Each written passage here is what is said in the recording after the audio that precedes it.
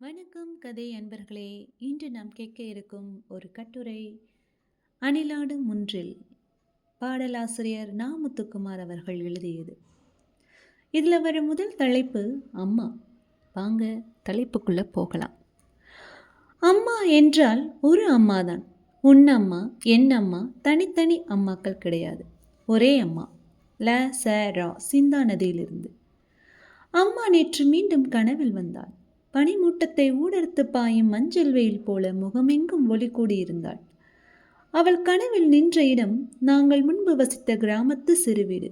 அவள் முன்பு நான் சிறுவனாக நின்று இருந்தேனா, வயதாகி இருந்தேனா தெரியவில்லை. எப்படி இருந்து என்ன? அம்மாக்களின் கண்களுக்கு எத்தனை வயதானாலும் பிள்ளைகள் குழந்தைகள் தானே. இப்போது எல்லாம் அம்மா அடிக்கடி கனவில் வருகிறாள். வழக்கம் போல் இந்த கனவிலும் அவள் ஏதும் பேசவில்லை. ஒரே புன்னகை, ஒரே ஒரு புன்னகை. தனித்த மனத்தில் காற்றை எதிர்கொள்ளும் ஒற்றை பூவின் புன்னகை போல, வார்த்தைகளையும் வாக்கியங்களையும் கடந்து மௌனமோ மௌனம் என்று உணர்த்துவதைப் போல. கோவில் பிரகாரங்களில் வவ்வால்களின் கீரிச்சீடல்களை தாண்டி கருவறையில் கிடந்தபடி பிரபஞ்சத்தை உற்று நோக்கும் கடவுளின் புன்னகையைப் போல முடிவுறாமல் புன்னகைத்து கொண்டே இருந்தாள். அம்மாவை நோக்கி நான் நடந்து அவள் கைகளை பிடிக்க எத்தனிக்கும் போது கனவு கழிந்து கண் விழித்தேன். உறக்கம் வரவில்லை. செல்போன் தேடி மணி பார்த்தேன். 3:40. விடுவதற்கு நேரம் இருக்கிறது. பக்கத்தில் மனைவியும் மகனும் உறங்கிக் கொண்டிருந்தார்கள். ஒரு சிகரெட் பற்ற வைத்தபடி வாசலுக்கு வந்தேன். ஆழம் விழுதுகள் போல் உறவு 1000 இருந்தும் என்ன, வேறென நீ இருந்தால் அதில் நான் வீழ்ந்து விடாதிருப்பேன். எதிர் பிளாட் வாட்ச்மேன் எஃப்எம்ஐ அலற விட்டுவிட்டு காதுகளில் மஃப்ளர் சுற்றி உறக்கத்தில் கிடந்தார். அம்மா என் நினைவுகளில் நுழைந்தபடி அலைக்கழித்து கொண்டிருந்தாள். அம்மா, உன்னை முதலில் நான் எப்போது சந்தித்தேன்?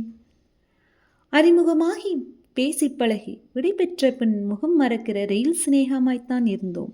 உனக்கு நானும், எனக்கு நீயும். உனக்கு நான் அறிமுகமாகும் முன்பே எனக்கு நீ அறிமுகமாகிவிட்டாய்.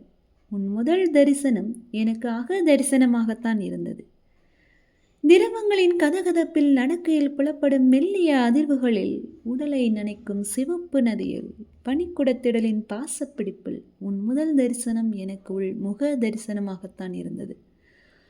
ஆனால் அம்மா, அப்போது என் பார்வை தொப்புள் கொடியில் இருந்தது.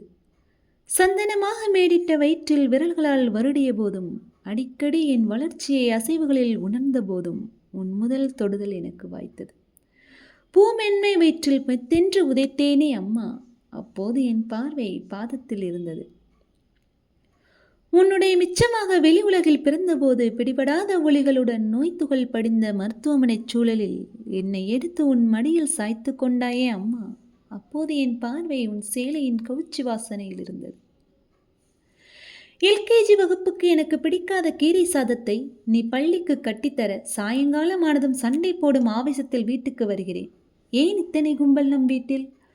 புத்தகச் சுமையுடன் நடையில் வேகம் என் பிரிய அம்மா. பாயில் படுக்கும் நீ பலகையில் படுத்திருந்தாய். உலகை பற்றி என் பார்வை திறந்தபோது உன் பார்வை மூடியிருந்தது அம்மா. அப்போது என் பார்வை சோகத்தில் இருந்தது. உன்னை உலுக்கிய என்னை தூக்கியது யார், எவர் என்று ஒன்றும் புரியாமல் குரல்களுக்கு மத்தியில் குலுங்கி குலுங்கி அழுதேன்.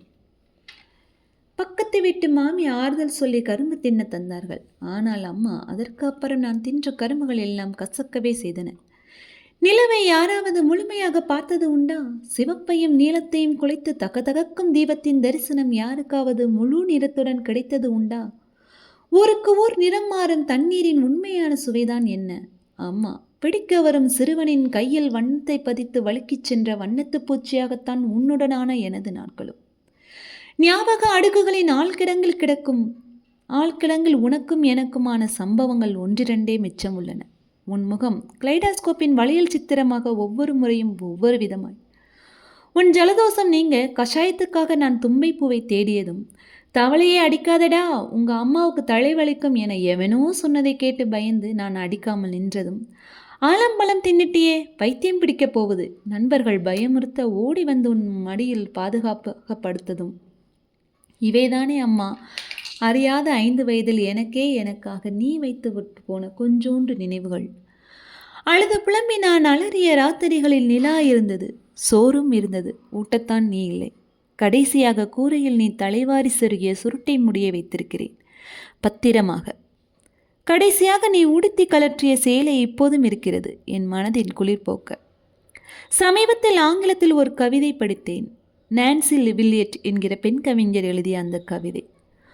வான்கூவர் நகரத்தில் ரயில் நிலையம் ஒன்றுண்டு. மரக்கட்டைகளாலான அதன் நடைபாதையில் முன்பொரு முறை என் சிறு வயதில் அம்மாவும் நானும் ரயிலுக்காக காத்திருந்தோம். அங்கு வைத்துதான் அம்மாவின் தம்பி இருந்து போனதை யாரோ வந்த அம்மாவிடம் சொன்னார்கள். கன்னங்களை தாண்டி கால் விரல்களில் கண்ணீர் துளிகள் விழுந்த பிறகும் அதிர்ச்சியுடன் அம்மா அந்த நடைபாதையிலேயே நின்று கொண்டிருந்தாள். உலகம் என்பது அணுக்களால் ஆனது. நாம் ஒரு மேஜையை தொடுகிற போது மேஜையும் நம்மை தொடுகிற என்பது உண்மையானால் அன்று அந்த நடைபாதையில் அம்மாவின் அணுக்களும் கலந்திருக்கும்.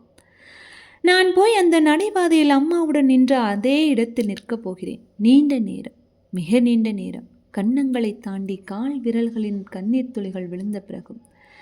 கவிதையை மொழிபெயர்த்த பிறகு கன்னங்களை தாண்டி என் கை விரல்களில் கண்ணீர் துளிகள் விழுந்திருந்தன. அம்மா, நீ நிரந்தரமானவள், உனக்கு அழிவில்லை. ஆகாயம் நீ, அதில் சுற்றி சுடரும் சூரியன் நீ, சந்திரனும் நீயே. நட்சத்திரங்களில் நின்று ஒளிரும் பிரகாசத்திலிருந்து புலப்படுவது உன் கண்கள் அன்றி வேறு என்ன? நீயே முகிலாகவும் முகில் தூவும் மழையாகவும் மழை நனையும் நிலமாகவும் மலர்ந்து கொண்டு இருக்கிறாய். நதியும் நீ, கரையும் நீ, கரை தாண்டி விரியும் காட்சியும் நீ.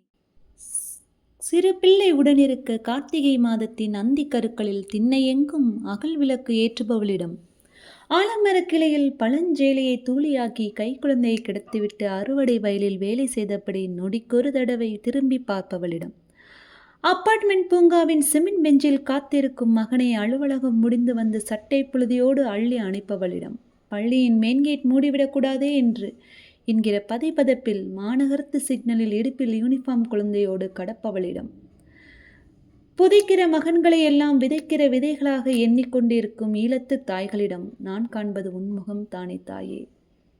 மார்க்சிசம் கார்கியின் தாய் தொடங்கி மார்க் வெஸ்ஸின் எலந்திரா வரை, பட்டினத்தார் மூட்டிய தீயில் தொடங்கி புதுமை பித்தனின் சிற்றன்னை வரை, கலையிலும் இலக்கியத்திலும் நான் காணும் தரிசனங்கள் உன் அகம்தானே அன்னையே. நீ எப்படி இறக்க முடியும்? உன்னுள் கருவாகி உனக்குள் உருவான சின்னஞ்சிறு செடி நான். மண்ணுள் நான் வீழ்ந்து மெல்ல உதிரும் வரை என்னுள் என்னுள் என்னுள் நீ வாழ்வாய்.